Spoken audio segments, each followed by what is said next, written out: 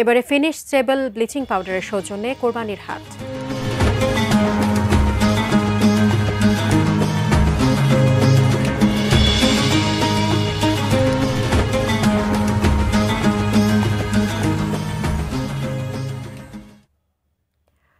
City কর্পোরেশনের ইজারা প্রক্রিয়া চূড়ান্ত না করে হাট বসেছে ঠিকই। রাজধানীর এসব হাটে পশু বিক্রিও হচ্ছে বেশ। হাসিল দিয়ে পশু কিনে ফিরছেন ক্রেতা। জমে উঠেছে পাড়া মহল্লার ছোট ছোট ছাগলের হাটগুলো।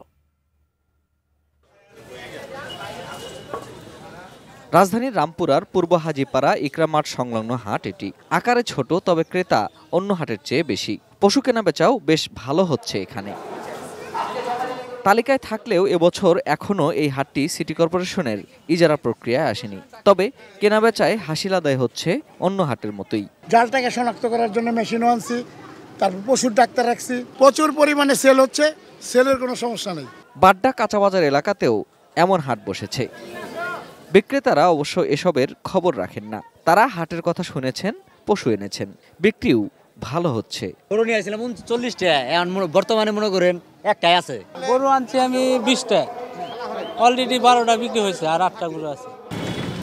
ছাগল বা ছোট পশুর হাটগুলো বসেছে পাড়া মহল্লাতেই। সড়কের পাশেই পশু বিক্রি করছেন বিক্রেতারা। ওজন করে কেজি দরে নেয়া বা চোখের দেখায় দর করে ছাগল নেয়ার সুযোগ আছে এসব হাটে।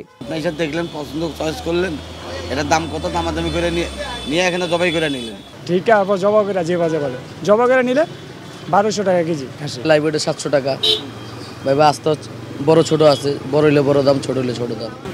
ক্রেতারা বলছেন আফতাবনগর বা মেরাদিয়ায় হাট না বসায় এই হাটগুলো ভালো সুবিধা দিচ্ছে। বাড়ির কাছে, তাই পরিবহন খরচও কম লাগছে। কয়েকদিন হাটে ঘোরাঘুরি করে যে পরিমাণ দাম দেখছি, সেই তুলনায় কিছুটা কমে পাওয়া যাচ্ছে এখানে। তো আমি দেখতে আসছি আর কি, যদি পছন্দ হয় নিব আমরা গরু। Ferdous Rahman, ATN news, Dhaka. Finish আপনার ঘরবাড়ি ও আঙ্গিনা সকল কীটপতঙ্গ ধ্বংস করে।